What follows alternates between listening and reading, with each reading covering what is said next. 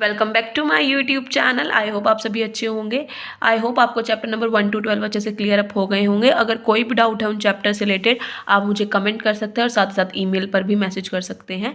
तो आज हम हमारा नेक्स्ट चैप्टर स्टार्ट करने जा रहे हैं, that is chapter number 13, recent development in SCM। क्या क्या डेवलपमेंट्स करी जा सकते हैं हमारे सप्लाई चेन में। तो जैसे ही हमारी कंपनीज हमारे SCM का बहुत अच्छे से यूज़ कर रही है बेहतरीन तरीके से, तो बहुत सारी एक्टिविटीज़ स्पेंड हो रही हैं और हम बहुत सारे यूज़फुल एक्सपेक्ट कर रहे हैं हमारी ग्लोबलाइजेशन लाने के लिए, हमारे एनालाइजेशन करने के लिए। तो जैसे जैसे हमारा ग्लोबलाइजेशन इंक्रीज़ कर रहा है तो हमारी global supply chain management important issues आ गए हैं। हम अपने कस्टमर को बेस्ट देना चाहते हैं, तो हम अपने डोमेस्टिक कस्टमर्स के लिए बहुत सारी ग्लोबल SCM लाए हैं जिसका हम अच्छे से मैनेजमेंट कर रहे हैं बिहाइंड द ट्रेंड और अपने कॉस्ट को रिड्यूस करते हुए अपने प्रोक्योरमेंट के कंपोनेंट्स और गुड्स और सर्विसेज को बढ़ाने के लिए।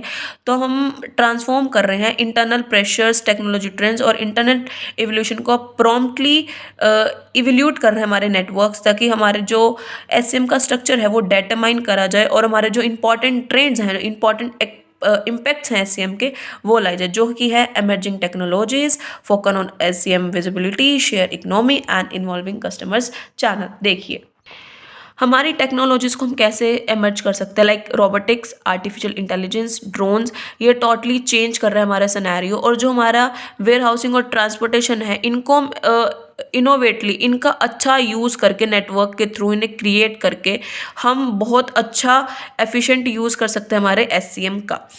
जो भी हमारी रिलेटेड है, इंटरनेट से थिंग्स रिलेटेड हैं, डाटा हैंडलिंग, डाटा रिलेटिव, वो इम्प्रूव करते हैं हमारी फर्म की एबिलिटी को, उनके स्टेटस को, और हेल्प करती हैं सारी प्रॉब्लम्स एंटिसिपेट करने के लिए और उन्हें सारे यूजफुल सॉल्यूशंस भी देती हैं। तो इन एडिक्वेट इन्फॉर्मेशन को शेयर करके हम अपने डाटा ओशन में अवेलेबल करा सकते हैं। शॉर्ट टर्म के लिए और लॉन्ग टर्म के लिए क्या क्या इंप्रूवमेंट्स लानी चाहिए हमारे सप्लाई चेन मैनेजमेंट में। हमारी कंपनी इतनी फ्लेक्सिबल है, सारे ऑपरेशन बहुत अच्छे से करती है, सारी लॉजिस्टिक्स की डिमांड्स को रखती हैं, वेयर हाउसिंग की डिमांड्स को रखती है। जो भी हमारे कैपिटल एक्सपेंडिचर है और जो हमारी हायर एडेबिलिटी है वो अट्रैक्ट करती है हमारी ऑर्गेनाइजेशन को, कि जो रैपिडली इन्वॉल्व कर रही है हमारे इंडस्ट्रीज को, हम उनका यूज़ करें, उन्हें अडॉप्ट करें और हमारे सप्लाई चेन मैनेजमेंट को एनहेंस करें, इम्प्रूव करें, इन सबको मध्य रखते हुए। और जो भी हमारे जो हमारा आजकल क्या चल रहा है कि हम डायरेक्ट अपने कस्टमर तक शिपिंग करते हैं, डायरेक्ट कस्टमर्स के पास जाते हैं, उनके डिफरेंट नीड्स और उनकी कैपेबिलिटीज़ को समझते हैं, उनको पूरा करते हैं, और जो न्यू इन्वेंशन और टेक्नोलॉजी इनोवेशंस आ रही हैं उन पे काम करते हैं, ताकि एक कंपनी अवेयर होए हमारी इन्वेंशन से, इनोवेशन को अडेप्ट करे, कंपटीशन लाए। और जो हमारा टुडे का सिनेरियो वो डिफिकल्ट टास्क है कि हमारे न्यू कस्टमर्स कौन है, उनके रिवेन्यूज़ क्या हैं, अपने कस्टमर को उनका सेटिस्फेक्शन कैसे लेवल इंक्रीज़ करेगा। जैसे हमारा सप्लाई चेन इम्प्रूव होगा हम अपने ऑब्जेक्टिव्स को इम्प्रूव कर लेंगे, जिसके लिए हमारे 6 ट्रेंड्स हैं, इम्पैक्ट्स हैं, कैसे हम चेंज कर सकते हैं सप्लाई चेन के डिज़ाइंस को, परफॉर्मेंस को। सबसे पहले है प्लानिंग फॉर द डिमांड। जैसे जैसे हमारी टेक्नोलॉजी इंक्रीज़ हो रही है, हमारे जो प्रोडक्शन की कैपेसिटी है वो भी इंक्रीज़ हो रही है। कंपनीज़ का सारा focus demand on the product और मोर ओवर द हमारी डिमांड को कैसे क्रिएट करा जाए प्रोडक्ट का, इस पे हो रहा है। जैसे जैसे कंपनीज़ को अप्रोचेस मिल रही हैं वैसे वैसे वो कस्टमर ओरिएंटेड हो रही हैं, साथ ही सारे ऑपरेशन एफिशिएंटली कर रही हैं। जो भी हमारा जो भी हमारी डिमांड फोकस है, सारी प्लानिंग हो रही है और उन्हीं के अकॉर्डिंग हमारी डिमांड प्लानिंग को इम्प्रूव करा जा रहा है, कॉस्ट रिड्यूस करी जा रही है और कस्टमर सर्विसेज को बेहतर बनाया। जैसे जैसे इंक्रीज सेल हो रही है, एफिशिएंट प्रोसेस हो रहे हैं, वैसे ही हमारी प्लानिंग डिमांड्स बहुत इंपॉर्टेंट रोल प्ले कर रहे हैं। साथ ही साथ कंपनी सारा अपना एफर्ट्स और टाइम इन्वेस्ट कर रही है डिमांड प्लानिंग में, ताकि फोरकास्ट कर सके, स्ट्रॉन्गर रिजल्ट्स ला सके और उन्हीं के अकॉर्डिंग अपनी कंपनी को ड्राइव कर सके। ग्लोबलाइजेशन, जैसे जैसे हमारा ग्लोबल लेवल इंक्रीज हो रहा है, मोड ऑफ कम्युनिकेशन इंप्रूव हो रहा है, like warehousing, transportation and communication, और एक डोमेस्टिक लिमिट है जो क्रॉस कर चुके हैं, हमारी ग्लोबलिटी डन कर चुकी है और जो हमारी सप्लाई चेन को इफेक्ट करती है। जितना सप्लाई चेन का डिज़ाइन क्रिटिकल होगा उतना ही हमारे लिए इंपॉर्टेंट होगा मैनेजमेंट करना और चेंजेस लाना हमारी ग्लोबलाइजेशन के अकॉर्डिंग। सप्लाई चेन नेटवर्क सारी इन्फॉर्मेशन देता है, फॉर्म करता है ऑर्डर में, और उसी के अकॉर्डिंग कंपनीज को सारे स्ट्रेटेजिक डिसीजन लेने पड़ते हैं according to our globalisation, according to our technology, according to new trends and innovation. Price factor competition, इसमें क्या होता है, जो कंपनीज बेटर वेज लाती है, प्रोडक्ट को इनोवेट करती है, ब्रांड को लाते हैं, वो एबल नहीं होते उसे कम्पीट करने के लिए। अगर हमें प्रॉफिट अर्न करना है, हमारे कंपटीटिव एज पे जाना है, तो हमें कॉस्ट को रिड्यूस करना होगा और रीडिज़ाइन करना होगा हमारी टेक्नोलॉजीज़ को, और हमें क्रिएट करना पड़ेगा न्यू एफिशिएंसी की वैल्यूज़ और हमारे कॉम्पिटिशन को, और हमारे बेटर वेज को देखना पड़ेगा। साथ ही साथ हमारी सारी वैल्यू एडिड को, सर्विसेज को अपने कस्टमर की डिमांड्स तक मीट करना पड़ेगा।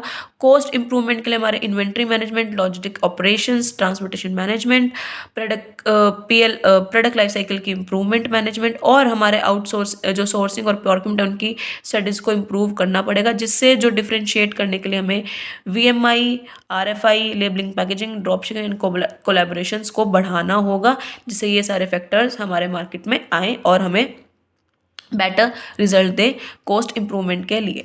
आउटसोर्सिंग एक ऐसा बिजनेस जो हायर करते हैं एक पार्टी को, एक आउटसाइड द कंपनी को, जो सारी सर्विसेज परफॉर्म करता है और गुड्स को बेटर बनाता है कंपनी के लिए।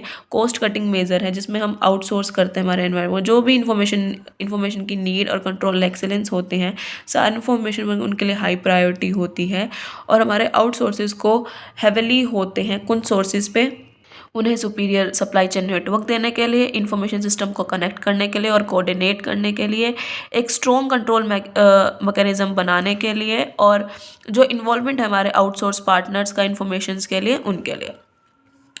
नाउ प्रोडक्ट लाइफ साइकिल क्या होता है, एक ऐसा इनोवेशन जो हमारी सेल्स को इंक्रीज करता है और मिनिमाइज करता है हमारे कैनिबलाइजेशंस का। एक ऐसा है जो हमारी सेल्स वॉल्यूम को रिड्यूस करता है, सेल रिवेन्यूज़ को, मार्केट शेयर्स को। अगर हमें अपने न्यू प्रोडक्ट्स को इंट्रोड्यूस करना है सेम प्रोड्यूसर को, तो हमें कस्टमर्स की डिमांड को फुलफिल करना पड़ेगा, कंपनी को उस प्रोडक्ट पे काम करना पड़ेगा, मतलब प्रोडक्ट लाइफ साइकिल मैनेजमेंट पे, प्रोसेस पे काम करना पड़ेगा, उसको अटेंशन देनी पड़ेगी अपने न्यू प्रोडक्ट्स के टुवर्ड, लाइक इंट्रोडक्शन, प्रोडक्ट का डिस्क्रिमिनेशन, प्रोडक्ट की डिज़ाइन, और कंपनी को लीवरेज लाना पड़ेगा, मतलब मैक्सिमम एडवांटेज देना पड़ेगा एंटायर प्रोडक्ट के लिए।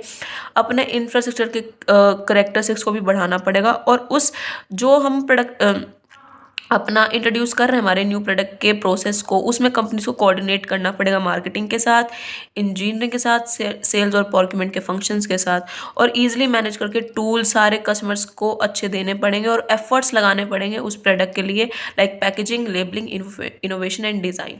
प्रोडक्ट लाइफ मतलब अगर आप न्यू प्रोडक्ट इंट्रोड्यूस कर रहे हो मार्केट में, तो उस प्रोडक्ट लाइफ साइकिल की जो लाइफ साइकिल है वो आपके हाथ में। जितना ज़्यादा आप उसकी एडवर्टीजमेंट करोगे, जितनी ज़्यादा पैकेजिंग, लेबलिंग और डिज़ाइन इनोवेशन करोगे, उतना ज़्यादा उसकी कस्टमर्स के लिए हेल्प होगी और उतना ही ज़्यादा उसका अच्छा मैनेजमेंट और प्रोसेस निखर के आएगा।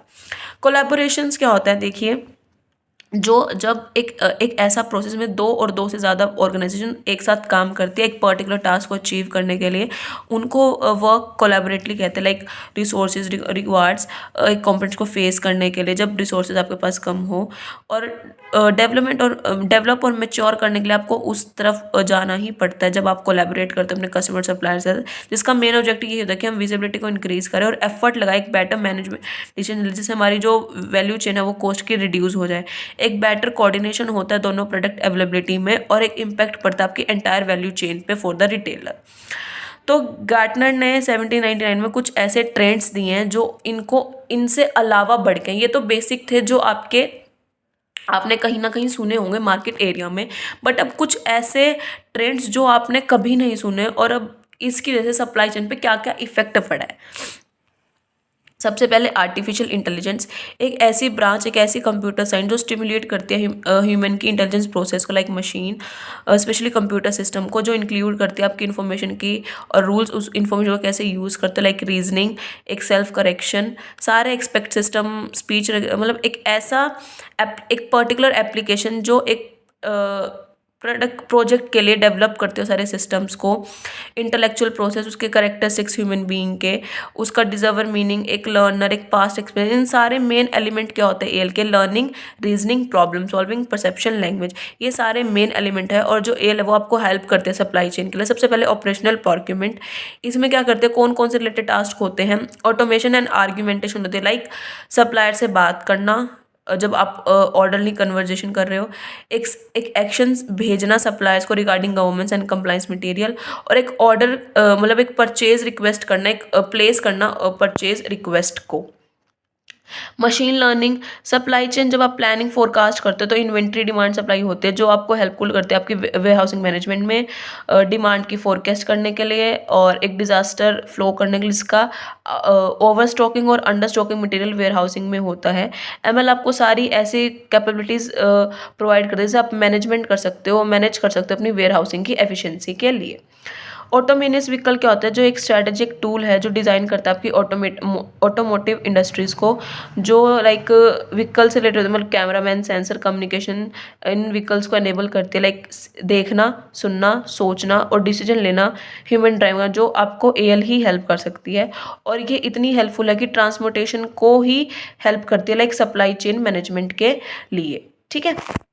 इंटरनेट ऑफ थिंग्स, इसमें क्या है कि एक ऐसा कलेक्शन इंटरनेट फिजिकल डिवाइसेस का जो मॉनिटर करता है, रिपोर्ट करता है, सेंड करता है और डाटा को एक्सचेंज करता है, साथ साथ सारे कंडीशंस को भी स्टोर करके रखता है, मॉनिटर भी करता है सारे प्रोडक्ट को, जिसकी क्वालिटी एनहेंस कर सके मैनेजमेंट करने के लिए सप्लाई चेन में। और कैसे हेल्प करता है मैन्युफैक्चरिंग, जो शॉप फ्लोर कंट्रोलर है, ऑटोमेटर है, वैसे मैन्युफैक्चरिंग में ऐसे करता है। मशीन को सेंसेस करता है, एनवायरमेंटल सेंसेस करता है, रेडियो फ्रिक्वेंसी एडेसिवेशन, लॉजिस्टिक में आरडीएफ, लोकेशन सेंसर, टेम्परेचर और नियर फील्ड कम्युनिकेशन, ये सारी चीज़ें हम पढ़ के आ चुके हैं।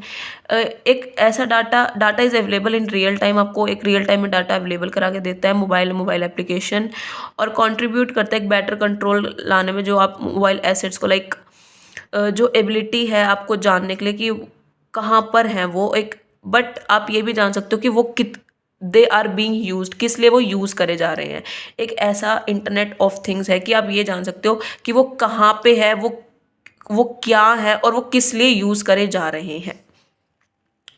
एडवांस एनालिटिकल, एक ऐसा कंपनीज जो एडवांटेज लेती है फ्यूचर अपॉर्चुनिटीज़ का, एक ऐसी कैटेगरी जो इंक्वायरी करती है कि हम जो चेंजेस हैं इम्प्रूवमेंट से कहाँ कहाँ ला सकते हैं हमारे बिजनेस प्रैक्टिसेस में, हमारे इंडस्ट्रीज़ के फ्यूचर प्रोडिक्ट्स में। एक ऐसा प्रोसेस जो मैथमेटिकल अप्रोचेस को भी इंटरप्रेट करता है।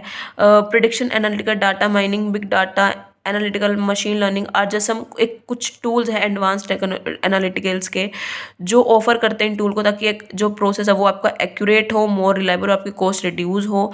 एक ऐसी स्मार्टनेस को ऑफर करते हैं प्रोक्यूरमेंट के लिए, ताकि आपके लॉजिस्टिक बाउंड हो, इन्वेंट्री मैनेजमेंट हो, मैन्युफैक्चरिंग हो और फुलफिलमेंट हो। एक ऐसा एनालिटिकल जो आपको डिसीजन लेने में हेल्प करता है, एक ऐसी एम्पावरमेंट जो आपको डिसीजन लेने में, डिसीजन जब आप लेते हो वो बेटर होता है, फास्टर होता है और मोर एक्यूरेट होता है, और हेल्प करता है शिपर को एफिशिएंट बनाने के लिए, आइडेंटिफाई करने के लिए, बेटर फोरकास्ट और इन्वेंट्री प्लानिंग के लिए, क्लाइंट्स को अंडरस्टैंड करने के लिए, उनसे रिलेट करने के लिए, एक बेटर इन्वेंट्री मैनेजमेंट के लिए और प्रोडक्ट्स को डिलीवर करने में एक्चुअल डिमांड के लिए। एक ऐसा रिलेशनशिप बना देता है और अंडरस्टैंड कर देता है। और सप्लाई चेन के लिए आईओटी डायनेमिक सेल्स के देना, उन्हें एक्सप्लोर करना एबिलिटीज़ को, करंट एनवायरनमेंट को अंडरस्टैंड करना, उनकी फ्यूचर और प्रॉफिटेबल सजेशंस को। ठीक है। ब्लॉकचेन क्या होता है? ब्लॉकचेन एक ऐसा ऑफर होता है, सर्विस और एक डेवलपमेंट जो आपकी सप्लाई चेन्स के सॉल्यूशंस को टारगेट करता है और उनके ऑब्जेक्टिव्स को ऑटोमेटिकली ट्रेसफुली सिक्योरली रखता है। एक लिटरली चेन ऑफ ब्लॉक्स होता है जो मतलब it means digital information block store करना, मतलब पब्लिक डायनामिक चेन। ब्लॉक्स मतलब blockchain are made up of digital pieces of information, मतलब इन्फॉर्मेशन स्टोर होती है ब्लॉक्स में, जिसका वो टाइम, मतलब वो टाइम डेट अमाउंट होती है।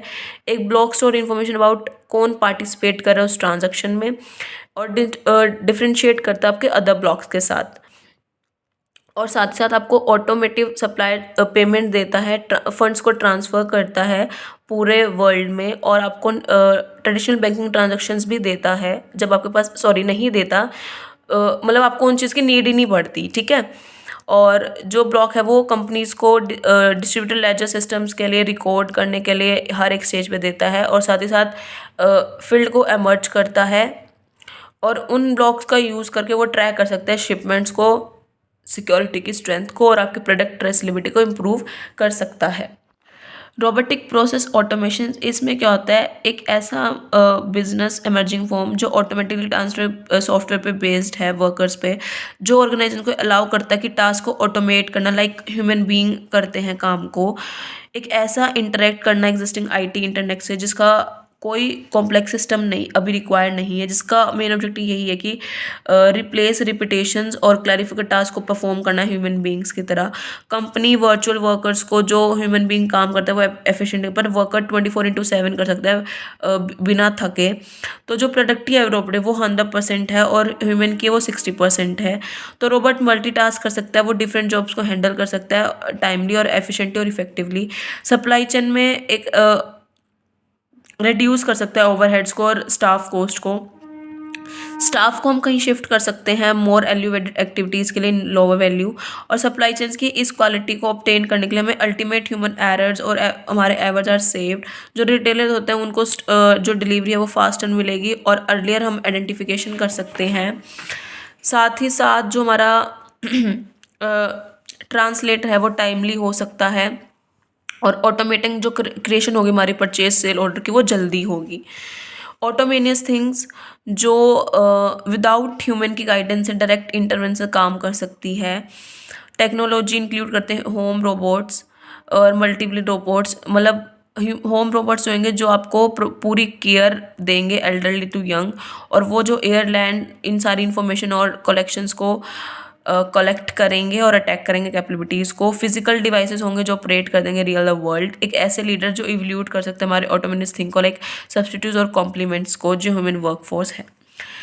डिजिटल सप्लाई चेन ट्विन एक ऐसा फ्रेज, एक ऐसा डिस्क्राइब जो फिजिकल एसेट और प्रोसेस है जो कंटेन करता है एक सेंसर और सेंसर जो सारे डाटा को कलेक्ट करता है और जिसका इफेक्ट हमारी एसेट्स पे पड़ता है।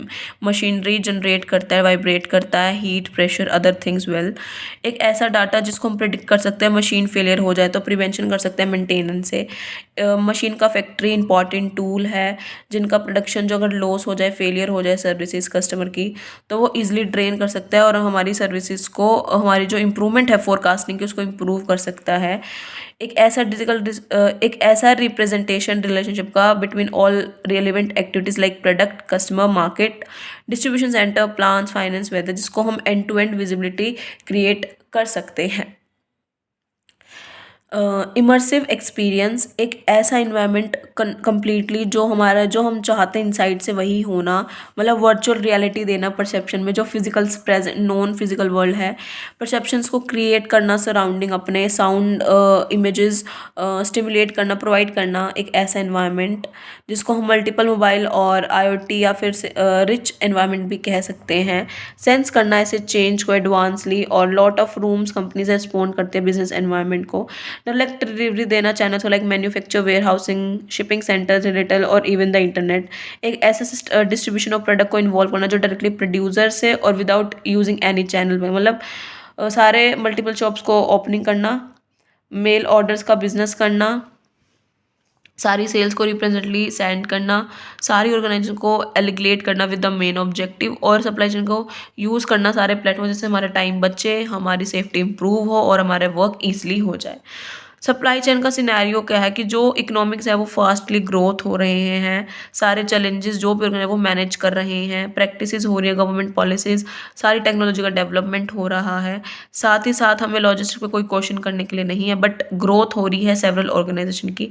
हमारे पास बहुत सारे बेनिफिट हैं इंटरनेट का यूज़ करके लिए, कोलेब्रेशन बहुत ज़्यादा हो रहे हैं, टाइमली प्रोडक्ट की डेवलपमेंट हो रही है, एनहेंस हो रही है हमारी कम्युनिकेशन, फंक्शनल के डिपार्टमेंट्स हो रहे हैं, सप्लायर, कस्टमर, रेगुलर एजेंसीज हो रही हैं। तो जो हमारे सर्वाइवल हो रहा है बहुत फास्टेस्ट हो रहा है टाइम के अकॉर्डिंग, जिसका हमें काफ़ी अच्छा बेनिफिट मिल रहा है। तो ये सारा था कि हमारे कौन कौन सी डेवलपमेंट आ रही है, रीसेंट डेवलपमेंट किसके थ्रू हो रही है हमारी सप्लाई चेन मैनेजमेंट में। आई होप आपको ये चैप्टर अच्छे से क्लियर हो गया होगा। आई नो थोड़ा यूनिक है, डिफरेंट कंसेप्ट है और बहुत ही ज़्यादा अलग वे है बताने का, और लैंग्वेज भी मुझे भी बहुत कम समझ आई, बट बहुत ईजी है। अगर आपने अच्छे से सुना होगा मेरे एक एक शब्द को तो आई होप आपको अच्छे से क्लियर हो गया होगा। अगर फिर भी कोई डाउट है आप मुझे ईमेल करना या फिर कमेंट में बताना, मैं आपको क्लियर कर दूंगी। और अच्छे से प्रिपेयर कर लेना आपके 1 to 13 चैप्टर्स, और हम कल मिलते हैं हमारे लास्ट चैप्टर के साथ। आई होप आपको अच्छे से क्लियर हो गया होगा। तो वीडियो को लाइक, शेयर, कमेंट कर देना, चैनल को सब्सक्राइब कर देना। Thank you, have a nice day. कल मिलते हैं न्यू वीडियो के साथ एंड लास्ट चैप्टर के साथ।